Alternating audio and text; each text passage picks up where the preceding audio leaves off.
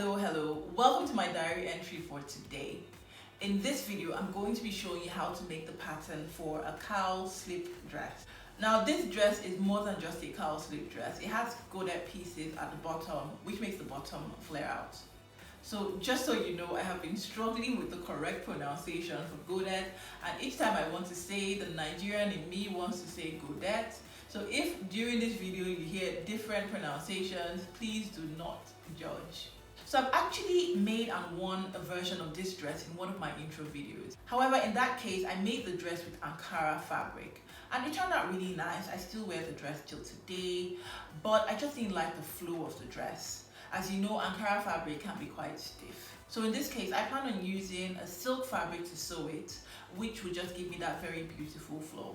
The godet aspect of it, I got from Sebastian from last season's project Runway. He used it in a few of his dresses and I thought it was just really beautiful. Now, even though this is a slip dress, I do not plan on cutting my fabric on the bias. However, that's one of the many wonderful things about pattern making. I can always change my mind if I want to, and either way, the one pattern works well.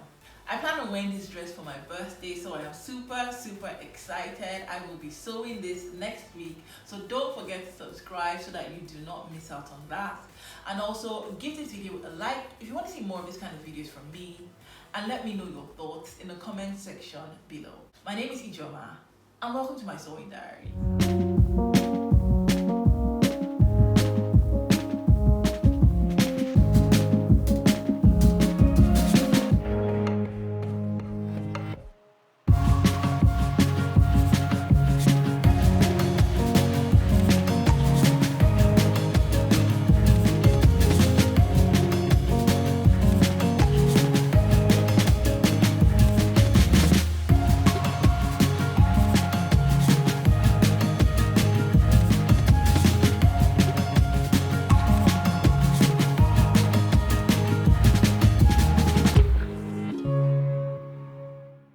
The materials you will need are your dartless bodice pattern, gum or masking tape, paper scissors, marker, pen or pencil, pins, short ruler, tracer wheel, curved ruler, measuring tape, long ruler, and extra pattern paper.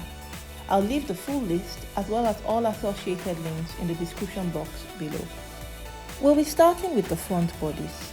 So extend your bust point to your center front in a straight line and mark a point halfway between your neckline and the bust point at the center front.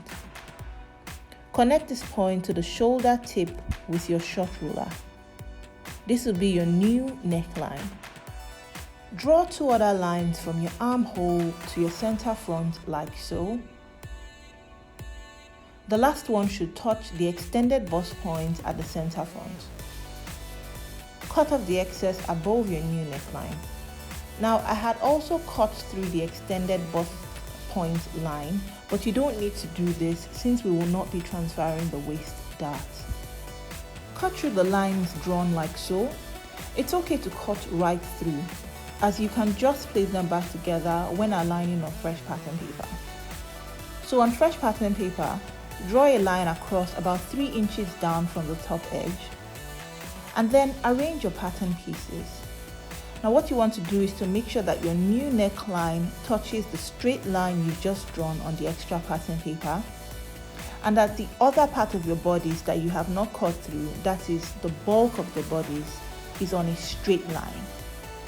The center front of your new neckline should be at the edge of the paper underneath. Also, some of the slash pieces will stick out of the pattern paper underneath. Once you're done arranging and moving the pieces, gum down the pieces to stick, redraw your armhole where needed, and cut off the slash pieces sticking out so that your center front is a straight line. You have just created your cowl neckline. Extend the bottom of your front pattern to your desired length, and then slim fit the skirt bit by marking 2 inches down from your hip, 1 inch in from your hem, and connecting both points with your long ruler. Draw a straight line 7 inches above your new hem and divide the new hem into 3 such that the middle piece is at least twice the sides. So the middle piece should be 2/3 of your hem measurement and the sides 1/3 each. Transfer these measurements up and join the points with lines. So now we will be creating the godets. So mark 3 inches down from each line, and at the center front, using your curved ruler, connect the 3-inch mark to the top line like so. At the middle part, connect the 3-inch mark on each line to a point halfway on the top line with your curved ruler. Mark notches as you go, as this will help when putting the pieces back together. On the side, connect the 3-inch mark to the side like so. Label your godet pieces so you don't mix them up, and then separate them from the main. Set the pieces aside. We will work on them at the same time with that of the back.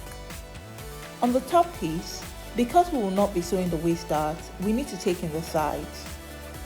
So from the side, mark 1/2 inch in from your waist on the waistline and connect it to the bottom armhole and to a mark 2 inches above your hip line on the side with a straight line. On the new hip line, mark a point halfway and mark 1/8 inches out from this point. Join it to the top and bottom like so.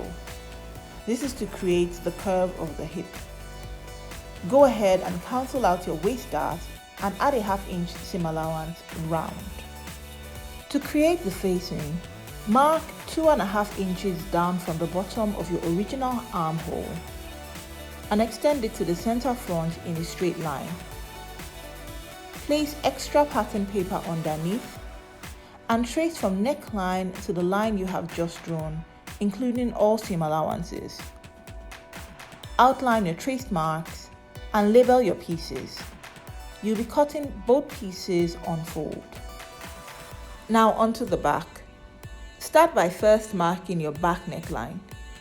I wanted mine slightly above my bust line at the back, so I marked 1/2 inch up from the bust line at the center back, and then connect it to the bottom of your armhole with a curved ruler. Mark the length of your back strap from the center dart line to your shoulder line and note down. This is for creating the strap. Take off the waist dart at the side like you did the front, and that is by marking 1/2 inch in from the waist, connect to 2 inch above the waist side line and the bottom armhole, and then redrawing the new waistline to give it a curve. Extend your back pattern to the same length as the front and slim fit as well.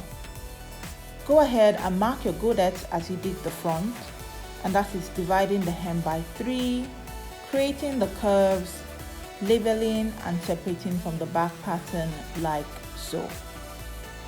Set these pieces aside and add a 1/2 inch seam allowance round your top back pattern except at the center back.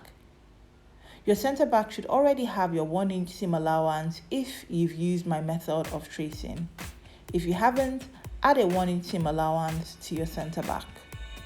So while sewing, I realized that I had not contoured the back. So before proceeding to the next step, go ahead and mark 1/2 inch in from your original center back line at your new neckline and connect it to the original waistline at the center back with your short ruler. Add your 1 inch seam allowance from the new center back neck point to the waist and trim off the excess paper. Great. Now you don't have to make the same mistake that I did. Let's continue from where we left off. For your back facing, starting at the side, mark 2.5 inches down from your original back neckline from side to center back and connect with a straight line. Place extra pattern paper underneath and trace your back facing from neckline to this new line, including all seam allowances. When you're done, outline all puncture holes and label your pattern pieces. You'll be cutting 2 of each. Now it's time to get on with the godet pieces. First, join the two side pieces on the side line. They should easily join together as we use the same method to cut them off from the main. If there's any excess, just snip it off with your paper scissors. So at the end, you will have 3 full goded pieces and 2 half goded pieces. We'll now need to add fullness. So draw 3 slashed lines on the full pieces and 1 on the half pieces, so that you will be separating the full pieces into 4 and the half pieces into 2. Starting with one of the full pieces, cut through all slash lines, and with pattern paper underneath, separate the pieces by 1 inch at the bottom only, adding a 1.5 inches flare at the sides too. Connect the bottom and redraw the top if needed. Separate the half pieces and spread by 2 inches and 1 inch at the side too. Add a 1/2 inch seam allowance round all full and half pieces, and you're done. I will be sewing this together next week with all the extra care in the world, because this is what I hope to wear for my birthday in November. I know, yay, right? Please don't forget to like, subscribe, and comment. I really want to know what you think. So until next time, see you later. Bye.